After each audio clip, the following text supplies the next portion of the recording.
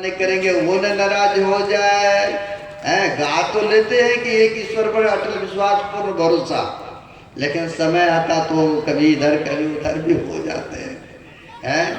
तो वही कहते हैं वह हरि परमात्मा जर्रे जर्रे में है, सब जगह है। कहा है रामायण में, हरि व्यापक सर्वत्र समाना, अब प्रेम ते प्रकट हो ही भाई जाना। कहते हैं वो हरि परमात्मा सर्वत्र है, सब जगह है, लेकिन प्रकट कैसे होगा? प्रेम श्रद्धा के साथ। अगर उस तरह से प्रेम श्रद्धा के साथ हम पुकार करते हैं तो पुकार को स्वीकार अवश्य करते हैं, बशर्ते विश्वास होना चाहिए भक्तों को, बशर्ते विश्वास होना चाहिए। वही कहते हरि व्यापक सर्वत्र समाना, सब जगह है, सब में है, लेकिन प्रेम ते प्रकट, प्रेम रखेंगे अंदर से, श्रद्धा रखेंगे, तब ना वो प्रकट होगा, तब ना उनकी कृपा बने रहेंगे। यो तो कृपा है ही है उनका। अब कहेंगे कैसे? रात्रि में हम लोग सो जाते हैं तो रात में रक्षा कौन करते हैं? अगर कहीं जहरीला सर्प आ जाए बगल में, कहीं इस तरह से हमला कर दे तो फिर सबके सब तो गए ना काम से, तो कौन रक्षा करते हैं रात्रि में? तो वही ईश्वर परमात्मा करते हैं ना। अगर ऑक्सीजन नहीं आवे, ये जो हवा ले रहे हैं, हवा अगर नहीं मिले तो हम आप जीवित रह सकते हैं क्या? कह रहे नहीं, बिल्कुल सत्य वचन है, कोई जीवित नहीं रह सकते हैं। ईश्वर की कृपा है जो कि ऑक्सीजन मिल रहा है। किसी को जमीन के अंदर में गुफा में डाल दीजिए ना, या जमीन के अंदर में, फिर देखिए उसकी हालत कैसे होते हैं। तो उनकी ईश्वर की कृपा है, बिना मूल चुकाए, बिना कुछ कीमत दिए, या हम लोग ऑक्सीजन ले रहे हैं कि नहीं? अभी कोरोना बीमारी चला था, सांस की प्रॉब्लम चल रहा था, तो ऑक्सीजन नहीं मिल रहा था, गैस में सिलेंडर मिल रहा था ऑक्सीजन चलाने के लिए। आदमी बड़ी व्याकुल थे, परेशान थे, खरीदना पड़ता था, ऑक्सीजन लेना पड़ता था। लेकिन यह जो प्रकृति का ऑक्सीजन है, इसके लिए कोई मूल्य हम लोग नहीं चुकाते हैं। ईश्वर क्या देन है, तब ना मिल रहा है हम लोगों को। अब फिर भी हम लोग उनका गुणगान नहीं करें, उनका नाम नहीं ले, तो फिर तो कृतघ्न कहलाएंगे ना। तो इसलिए कहते उनकी विशेष कृपा है। तो कहते हैं फिर प्रकाश भी देते, सर्दी का मौसम है, अगर प्रकाश सूर्य देवता नहीं निकले फिर तो देखिए ठंडी में कैसे कैसे करेंगे, तो उनके विशेष कृपा, तब ना शरीर में गर्मी का महसूस करते हैं हम लोग। तो वो तो सब जगह सबका रक्षा करते हैं, बशर्ते हम लोग को विश्वास नहीं हो पा रहा है। विश्वास करेंगे वह ईश्वर, वह परमात्मा सबका रक्षा करते हैं, सब जगह है, लेकिन श्रद्धा और प्रेम के साथ उनको याद करेंगे, उपासना करेंगे, तो देखिए उनकी कृपा आप स्वयं देखेंगे, आपको दिखेगा कि नहीं यह ईश्वर की कृपा है। तो इसलिए कहते हैं वह है जर्रे जर्रे में, सर्वत्र है, लेकिन हम आप इस आंखों से भी नहीं देख सकते, ये बुद्धि विचार से, इंद्रियों से उसे हम प्रत्यक्षकरण नहीं कर सकते हैं। करने के लिए आपको अंतर्मुख होना पड़ेगा। महापुरुषों ने कहा, बाहर की पट देकर अंतर की पट खोलो भाई, बाहर के पलकों को बंद करो। यह नहीं कहा कैलाश पर्वत पर चले जाओ। किसी महापुरुषों ने बड़ा अच्छा कहा है, मौको कहाँ ढूंढे बंदे, मैं तो तेरे पास में, ना मैं कैवा कैलाश में, न मैं पर्वत मस्जिद मंदिर में, पर खोजी हो तो मिल जाऊं मैं पलवर की तलाश में। अब मौको कहाँ ढूंढे बंधे, मैं तो तेरे पास में है।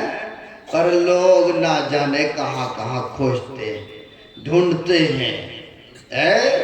लेकिन जब तक अपने आप में नहीं खोजेंगे तो नहीं मिल सकता है ना, नहीं दिखेंगे। बशर्ते भक्तों को विश्वास होना चाहिए। हमारे गुरु महाराज ने भी वही कहा ना, अपने में खोजने के लिए कहते हैं, बाहर नहीं कहा। जितने महापुरुष हुए सबों का यही उद्घोष है। अभी नानक देव जी महाराज के वाणी को भी सुने, बड़े उच्च कोटि के महापुरुष हुए, उन्होंने कहा, काहे रे बन खोजन जाए, सर्वनिवासी सदा अलेफा, अतोहे संग समाई। महापुरुष कहते हैं, क्यों वन में खोजने के लिए जा रहे हो, हैं? तोहे संग समाई किस तरह से है? तो कहते हैं, पूप मद जो बास बसतु है, मुकुर माही जैसी छाई, तैसे ही हरि बसे निरंतर, घटी खोजो भाई। तो वो ने कहा कि बाहर में खोजो, ऐसा नहीं कहा। कहा महापुरुषों ने, घटी खोजो भाई, अपने आप में तो खोजो है। तो कहते किस तरह से है? बाहर भीतर एको जानो, यह गुरु ज्ञान बताई, जन नानक बिनो आपा चिन्ह, अब मिटन भर्म की काई। कहते हैं वह ईश्वर व परमात्मा बाहर और भीतर सब जगह है, लेकिन कहते जन नानक बिनु आपा चिन्ह, मिटन भर्म की काई। जब तक अपने आप को नहीं पहचानेंगे तब तक भर्म दूर नहीं हो सकता है। नहीं, अगर अंधेरा हो, कई बार आप लोग टॉर्च नहीं होते हैं या प्रकाश नहीं होते रात्रि में, तो सड़क पर देखते हैं मोटा सारा किसी का रस्सा गिरा पड़ा है, लगता है कि यह सर्प ही है, नहीं? तो भ्रम हो रहा है कि नहीं? वहां पर क्यों हो रहा है भ्रम? क्योंकि वहां पर अंधकार है, प्रकाश नहीं है, इसीलिए कहते हैं भ्रम हो रहा है वहां पर, है ना? इसलिए कहते हैं जब तक प्रकाश नहीं आते तो भ्रम दूर भी नहीं होता है। मिटन भर्म की काई, जन नानक बिनो आपा चिन्ह। वो भी कहते जब तक अपने आप को नहीं चिन्होगे, तुसी नहीं पहचानोगे, तब तक अंदर भ्रम दा फंदा कट नहीं सकता, मतलब दूर नहीं हो सकता है, जब तक अपने आप को नहीं जानेंगे, है ना? तो भ्रम कहाँ होता है? तो अंधकार में होता है। नहीं, अंधकार हम लोग आंख बंद करते हैं तो अपने आप को कहाँ पाते हैं? प्रत्येक मनुष्य आंख को बंद करते हैं तो कहाँ देखते हैं अपने आप को? एक स्वर में कहेंगे सभी कि हम देखते हैं अंधकार अपने अंदर में। एक स्वर में यही नहीं कहेंगे कि हम आंख बंद करते हैं तो महाराज जी अंधकार ही अंधकार दिखता है। तो अंधकार क्या है? तो अज्ञान दशा के प्रतीक है। एक राधा स्वामी जी महाराज के वचन में है, कहते हैं इस नगरी में तिमिर समाना। तिमिर मतलब होता है अंधकार ही है। कहते इस नगरी में तिमिर समाना, भूल भरम हर बार, खोज करो अंतर उजियारी, छोड़ चलो नौ द्वार। कहते हैं जब तक इस अंधकार की नगरी में रहेंगे न, भूल भ्रम होता रहेगा, है? तो क्या करना है? तो कहते हैं बाहर जाएंगे तो वहां से प्रकाश प्राप्त हो जाएगा। कहा नहीं नहीं, ऐसा नहीं हो सकता। खोज करो अंतर उजियारी, छोड़ चलो नौ द्वार। कहते हैं ये शरीर में 9 द्वार है। जो ध्यान करते हैं, सत्संग करते हैं, या सदग्रंथों का पाठ करते हैं उनको तो पता होगा कि शरीर में 9 द्वार है, 9 द्वार।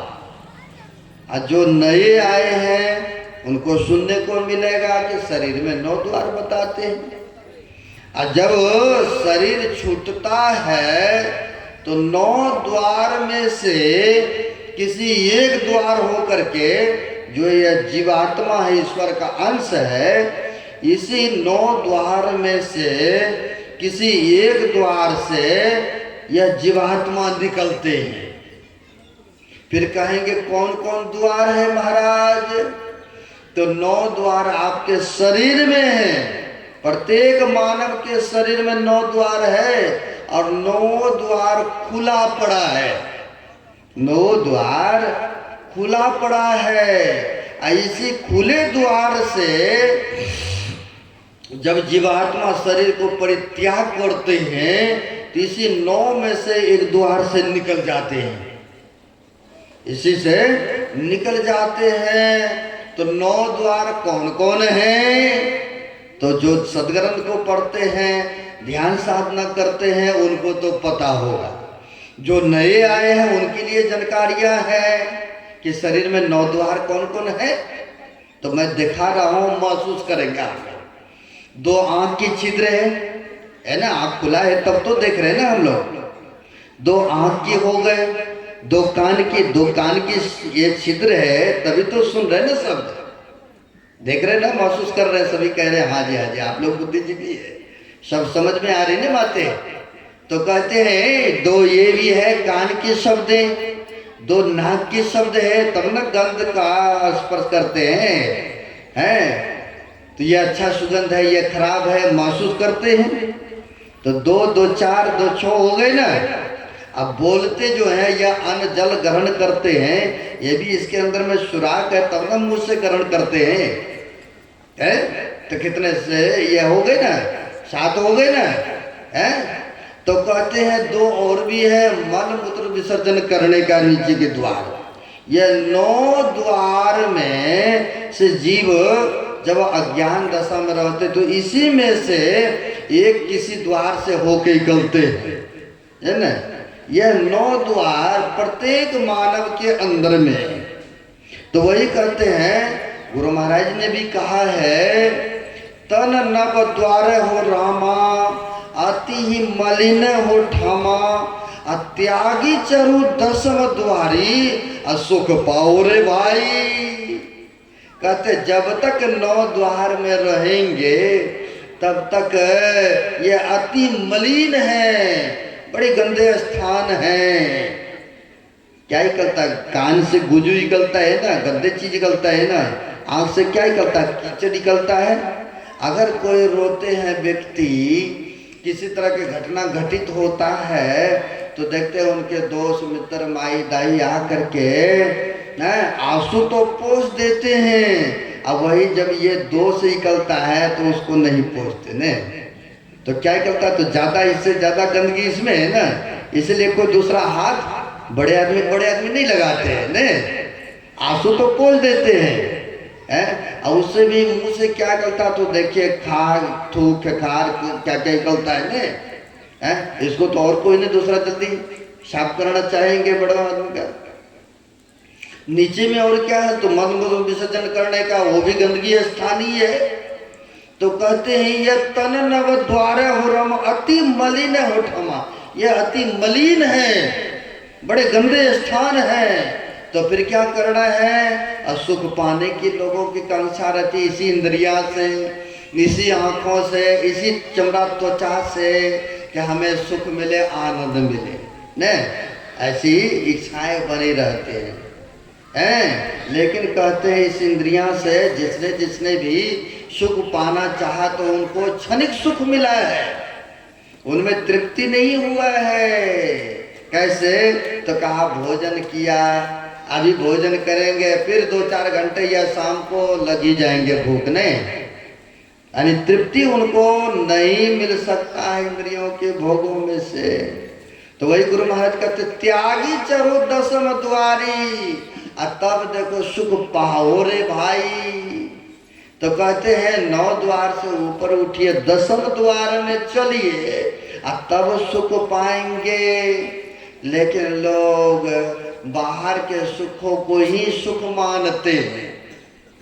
जो आंखों को रूप बढ़िया लगता है देखने में, लोग कहते हैं यही आनंद में है। जो कानों को शब्द प्रिय लगता है यही सुख देखते हैं। जिभ्या से खाते जो स्वादिष्ट भोजन लगता है कहते यही सुख है। चमड़ा से स्पर्श करते हैं कहते यही सुख है। लेकिन एक संतों ने कहा यह सुख क्षणिक सुख है, क्षणिक सुख दरअसल सुख नहीं है। महापुरुषों ने कहा है ये संसार के सुखों को संत महापुरुषों ने उल्टी भवन के समान त्याग दिया है। कैसे? तो महापुरुषों ने कहा जे विषया संतन तजे अताही मूड लिपटा जे नर डारे भवन करी स्वान स्वाद सो खात। देखिए कितने कहने के लिए नहीं छोड़ा महापुरुषों ने। कहते जे विषया संतन तजे, यह विषय वासना को संत महापुरुषों ने उल्टी भवन के समान त्याग दिया, छोड़ दिया। और कहते जे न डारे भवन करे स्वान स्वाद सो खात। स्वान मतलब होता है कुत्ता भी। हमारे सरदेव भरतलाल बाबा ने कुत्ता भी रखा है। आए तो इनको पहचाना और हम लोगों को देख रहा था, जैसे उतर रहे थे तो वो आगे जो कर रहा था, आवाजें लगा रहा। और जब इनको देखा तो चुप हो गए। यानी अपने अपने मालिक को वो भी पहचानते हैं, ये ना। तो कहते हैं स्वान मतलब होता है कुत्ता भी। तो कहते जे नर डारे भवन करी, नर मतलब मनुष्य न, जे नर डारे भवन करी। भवन करना मतलब हुआ उल्टी कर देना ने। भवन कर देना मतलब हुआ उल्टी को कर देना। कहते हैं जे नर डारे भवन करी स्वान स्वाद सो खात। स्वान मतलब हुआ कुत्ता। कहते हैं मनुष्य ने कीमती से कीमती सामान को लाया, बाजार से रसगुल्ला, पेड़ा, बर्फी, मिठाई, मिष्ठान लाया और खाया। किसी कारण बस उल्टी हो गया, यानी भवन हो गए। तो आप सोचेंगे, मनुष्य सोचेंगे बहुत पैसा लगाए हैं, चलो कोई बात नहीं, उल्टी तो मैं ही किया हूं ना, उठा के फिर चाहे अंदर करना संभव है? नहीं है। मुरी डोलना नहीं हो सकता है। तो उसी प्रकार से कहते हैं लेकिन स्वान स्वाद सो खात। स्वान मतलब कुत्ता। अब वही उल्टी किया हुआ तो देखिए कुत्ता बड़ी चाह से खाते हैं कि नहीं है। अब सोच रहे हैं, सोचने वाला सोचिएगा, मैं उधर नहीं जाना चाहूंगा है। लेकिन यहाँ पर कहते हैं स्वान स्वाद सो खात। बड़ी चाह से, बड़ी संतुष्टि होकर के वो खाते हैं। उसी प्रकार से संत महापुरुषों ने यह संसार के विषय वासना को उल्टी के समान छोड़ दिया, त्याग दिया है। क्योंकि इसमें सुख है ही नहीं, आनंद है ही नहीं है। ईश्वर को पाना तो बात की बात है ना, है? लेकिन सबसे पहले तो सुख खोजते हैं ना लोग। लेकिन कहते इसमें सुख आनंद है ही नहीं। फिर वह सुख वह आनंद है कहाँ? तो आपके अंदर में है, आपके अंदर में है। यह 9 द्वार से ऊपर तो उठिए, 10वें द्वार में तो चलिए। वह सुख भी मिलेगा, वह आनंद भी मिलेगा। कैसा आनंद, कैसा सुख। कहते हैं रात्रि में कोई व्यक्ति काम करते करते थक गए हैं, यानी उनकी हैरासमेंट हो चुका है, तो जब उनको सोने के लिए देते हैं, रेस्ट करते हैं, और जब सो करके सुबह जगते हैं या दिन में ही किसी को सुला देते हैं, और जब सो करके उठते हैं कहते नहीं नहीं बहुत ताजगी आ गई शरीर में, नहीं बड़ी सुख मालूम करते हैं, बड़े आनंद को वह महसूस करते हैं। तो कहाँ जाने से, बाहर जाने से मिला, अपने अंदर में गए ना वो है। सोते तो कहाँ जाते, तो अपने अंदर में ही जाते हैं ना। 3 अवस्था में पता ही है आपको। अभी जागृत की अवस्था में है तो जीव के बैठक दोनों नेत्र के बीच में है, और वही जब स्वप्न जगत में जाते तो कंठ में, और उससे भी नीचे आते तो सुसुप्ति अवस्था, गहरी नींद में जाते हैं। तो कहते हैं यह 3 अवस्था में नित्य प्रति हम लोगों का आना जाना लगा रहता है। लेकिन संत महापुरुष सुमरन भजन साधन करके यह 3 अवस्था से ऊपर उठ जाते हैं, यानी चौथी अवस्था में जाते हैं, और तब उनको वह सुख वह आनंद मिलते हैं जो संसार के सुख उनके लिए फीका है, तुच्छ है, कुछ भी नहीं है। तो इसलिए हम लोगों को भी वह सुख की कामना है, वह इच्छा बनी रहती है अंदर में। लेकिन जब तक हम आप उधर से नहीं मुड़ेंगे, जब तक उधर से इधर पलटेंगे नहीं, तब तक उसको नहीं जान सकते हैं, और ना ही तो वह सुख ही मिल सकता है ना।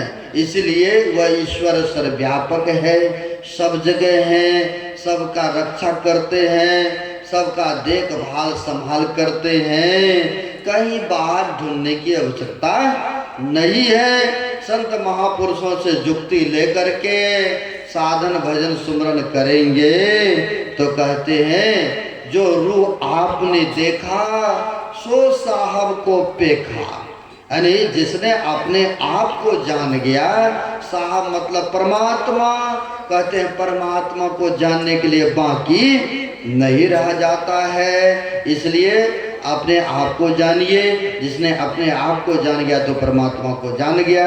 आगे नहीं बढ़ूंगा, हमारे माइक संचालक साहब का कहना था कि 10-20 तक कहिएगा महाराज जी, मैंने 10-20 हो चुका है। अब